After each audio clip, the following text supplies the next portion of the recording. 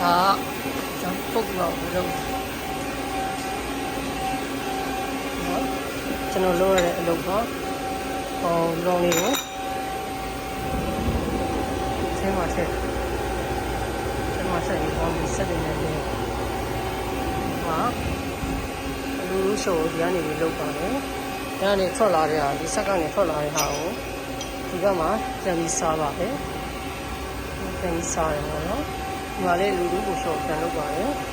ပြီးရင်ဒီကမှဒီကကောင်ကြီးပြန်ပြီးတိုင်းရအောင်ပေါ့နော်ဒီကကောင်